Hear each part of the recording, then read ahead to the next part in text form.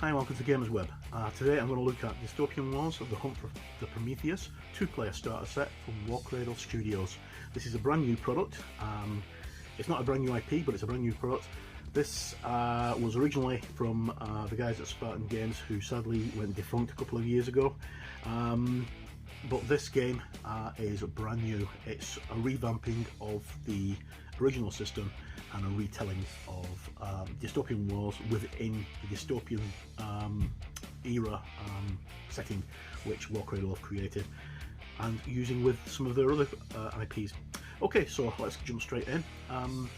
The game itself, it's a two-player starter set. You get everything in here for 2 players, and it is really heavy. There's a lot of stuff in. So we'll just turn over and we can have a quick look at what we get before we actually open up. Okie dokie. Right, so this box contains one Descartes class control ship, one Hypatia class control ship, generator ship, 3 Copernicus class heavy cruisers, 9 Merian class drone fighters, 1 Borodino class battle cruiser, 5 Christoph class cruisers, 10 Ruik class frigates, 1 rulebook, 1 campaign book, 2 Victory and Valor card decks, 600 cards in each, 1 template set, 40 action dice, 12 critical dice, 2 condition token sets, and 1 iceberg and 5 set of construction token set. Please note these resin and plastic models come unassembled and unpainted. Illustrations for illustrative purposes only. Items not to scale. Right, okay, so big box, lots and lots of stuff in it. Let's crack right in. Now, we're quite lucky with D-Wars a few years ago because I managed to get in on the last part of D-Wars being around. Wrote some fiction and stuff that appeared in 2 of the supplements. Some of the guys over here in Edinburgh worked extensively with Neil Forsyth on the original D-Wars, so I've played quite a few games over the years. I've not played it for quite a while, but the game is nonetheless still pretty good, and this should be fantastic. Okay, so shrink wrap off. Let's have a quick look what we get. Okay, so we've got our really nice artwork on the front cover with our Russian fleet and our Covenant fleet. Take out the slipcase, and we have a Whaling Games box set with the Whaling Games Studios, Warcradle Studios. Whaling Games is a subsidiary of Warcradle, or the other way around. Warcradle is a subsidiary of Whaling Games. We have the Warcradle logo on the front embossed, which is quite nice, and then take the lid off, and as you can see there is a lot of stuff in here. So we have some bases, which are quite nice. We have our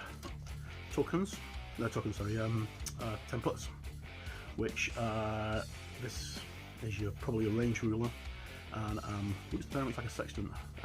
Not sure how the new rules work because I've not played the new rules yet. Okay, and then we have our ship sprues. So we have 2 of this sprue, and there's the other one. These are the Covenant sprues.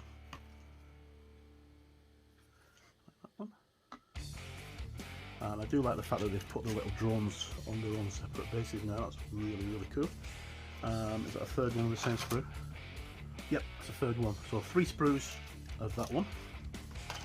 And then going over here, we have our Russian sprues. Now, I've already done a quick look at one of these because I got sent one by Freeland from Warcradle sent me one of these. Actually, it was from Whaling, not Warcradle. So we get 1, 2, 3, 4, 5 of those. So 5 of those, that's quite a lot. And then we get our icebergs, which aren't double-sided.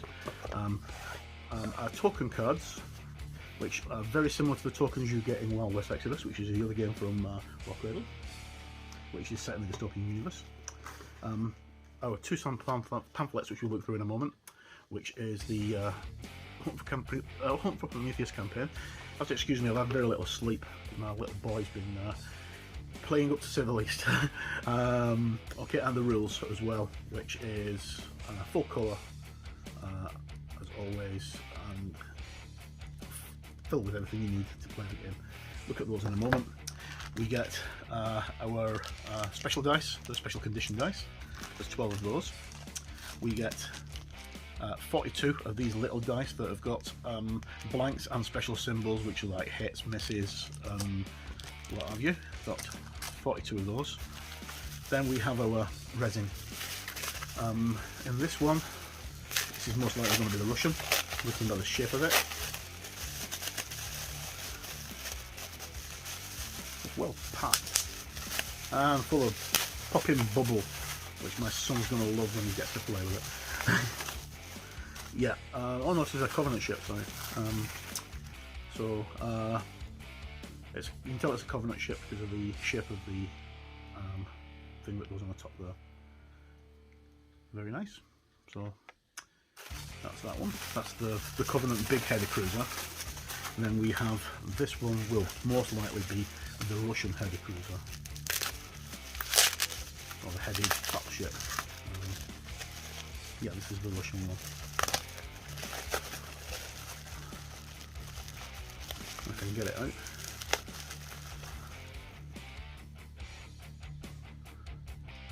It looks like it's got a Prussian eagle on the front of it. And it's got other little tiny gubbins that go on the deck. That goes onto the command deck like that.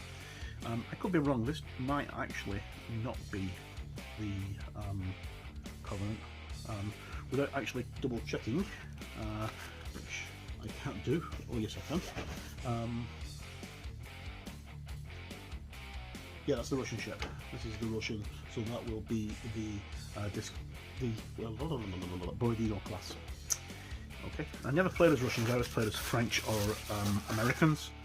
And then we have another bag of goodies, which is filled with more resin for another big Covenant ship.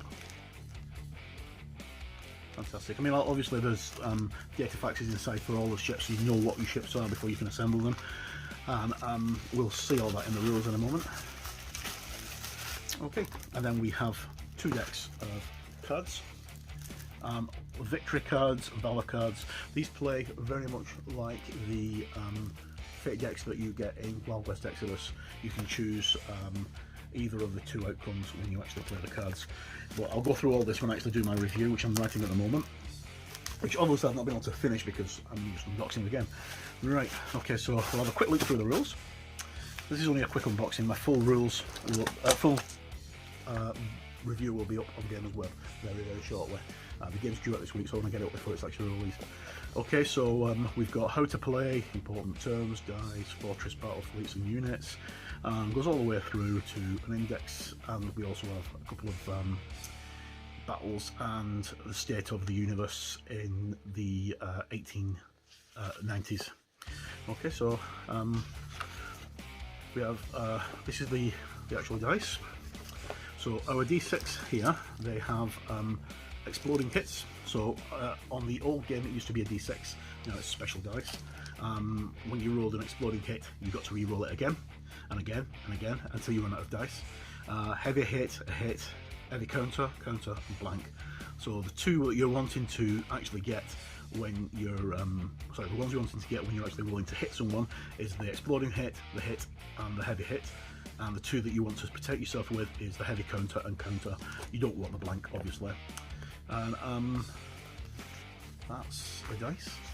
I'll explain more about it when we actually go through the rules when I do my review.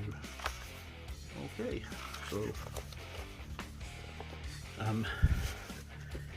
looks really well laid out. So we have a game round which consists of initiative. So you determine initiative, draw victory and valor cards, activate your units. So you've got operations, movement, shooting, assault, and then end phase, repair, check victory and maintenance. Okay, activation phase with our cards and how it works. Movement step using the range ruler. Assault, defense, end phase. Lots of really nice artwork. But then again, you know, Dystopian Wars has always had some lovely, lovely artwork in it. There's the cover from the game itself. There's the setup for you to do your own missions, or missions that are the sample missions. And then this part here, most of this is just welcoming you to Dystopian Age. So we have our various factions within the Dystopian Age, which is, for those who don't know, Dystopian Wars is set in a alternate reality where the American Civil War was won by the South rather than the North. Britain still rules the waves. There's an alien super element been discovered called sturgeonium. There's also a unknown chemical element that's been discovered as well that allows for all sorts of weird and strange stuff that comes from Wild West Exodus. And then we have our various factions here. So we've got the Empire, which is basically the Japanese. Lots of background, which is much the same of layout as Wild West Exodus. The Sultanate, which I think is Turkey. Yep. The British Crown, which used to be Britannia, but we've renamed it the British Crown to keep in with Wild West Exodus. The United Federation of the Union of Federation States. I'm having real difficulty speaking today. Okay, so basically America. There are lots of other Commonwealths in here as well. The Commonwealth itself, which is Russia, Prussia, and Latvia and Bulgaria and all those places. The Imperium, which is Germany. Okay, and then the Latin Alliance, which is Italy and all the Mediterranean states. Okay, let's just a quick look through the rules. The rules themselves are only the first 16-17 pages, the rest of it's all background. And then we have our Hunt for Prometheus campaign book, which gives you your campaigns that you can play through. So we've got 4 various things to actually play through. And the one thing that's noticed that's not missing is there are no actual ship stats or ship cards, and there's no assembly instructions for any of the vessels, which I would imagine most likely will be on the Warcradle website. Okay, so we'll have a quick look at the cards, and you draw these at the start of every turn. There's 1 deck for each player, it's a 2-player deck, and okay, so they've got a value on them, which is the value of the card itself to be played. So Valor, reveal this card and discard it at any time to gain the following. Initial target receives -1 to its citadel attribute against a single attack. Or you can play the Victory, so you can go for Guts or Glory. Achieve the following at the end of the activation. If one of you amass 1 units in the enemy deployment zone, you gain 1 victory point. Right, so those are just basically the actual cards from the game, and we've got things like Repair and stuff like that.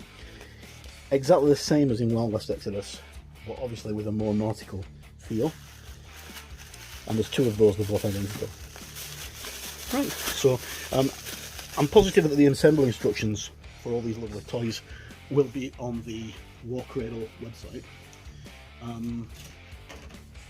But that's a quick look, and I do mean a quick look, through this lovely game.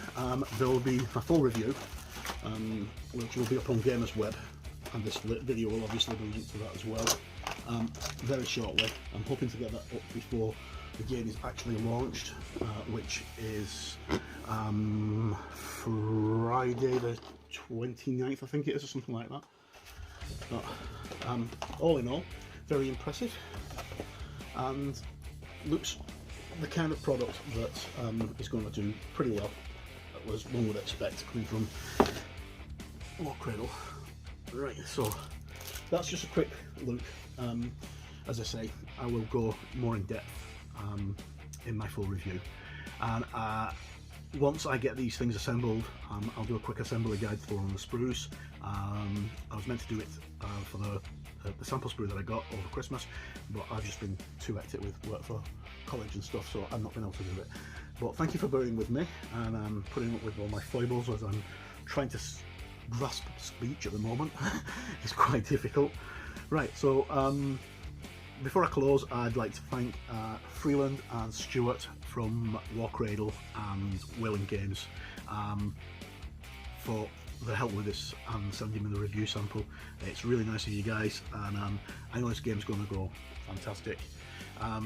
Big shout out to my pal Derek Sinclair and to all the other guys in Edinburgh who helped create this universe, and also big shout out to Neil Forsyth, who's the mastermind behind the original Dystopian Wars, and I hope that Neil's doing well. Right guys, that's all it is. Get ready to set sail. The game's due out very, very shortly. You can pre-order it right now from the Warcradle website or directly from Whaling Games, and from all good game stockists around the world. I'll leave some links in the description below on where you can actually get it from. And until next time, no matter where you are in the world, please stay safe, look after yourself, and thanks very much for tuning in. Goodbye.